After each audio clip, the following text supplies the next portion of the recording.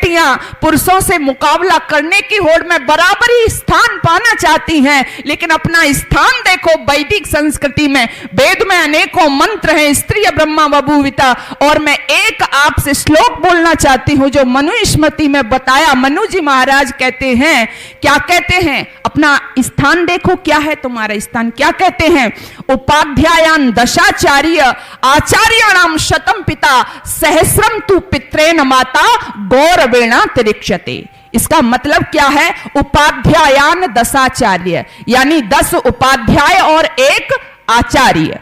जो भूमिका 10 उपाध्याय से मतलब समझते हैं, जो अध्यापक मास्टर जिनको बोलते हैं, तो उपाध्यायान दशाचार्य, 10 उपाध्याय और एक आचार्य, उसकी भूमिका ज्यादा है। यानी जितने 10 उपाध्याय मिलके काम करेंगे उतना एक आचार्य करेगा। उपाध्यायान दशाचार्य आचार्याणाम शतम पिता, और जितने शतम आचार्य यानी 100 आचार्य मिलके काम करेंगे उतना एक पिता काम करेगा।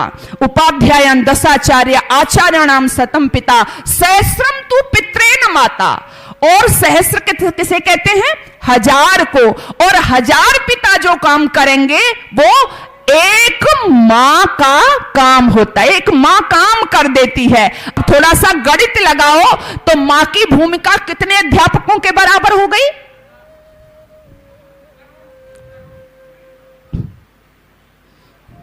दोनों ही काम हो रहे हैं ना यहाँ पे, पढ़ाई भी हो रही है आपकी। कितना हो गया?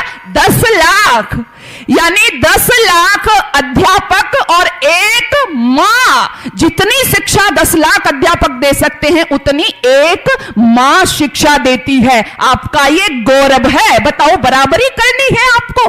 आप तो सबसे भारी हैं, आपकी भूमिका तो सबसे बड़ी है। तो इसलिए हमें वो अपनी भूमिका को समझना है। काश हम अपनी उस भूमिका को समझ गई होती तो आज हमारे संसार, इस देश में, आज हमारे समाज में फिर से वही संतानें खेल रही होती जिनके लिए कभी स्वप्न देखा जाता था, कहा जाता था। आज भी कहते हैं ना कि जी राम राज्य में तो बात ही कुछ और थी। राम आ सकते थे इस धरा पर, कृष्ण आ सकते थे इस धरा पर, हनुमान आ सकते थे धरा पर।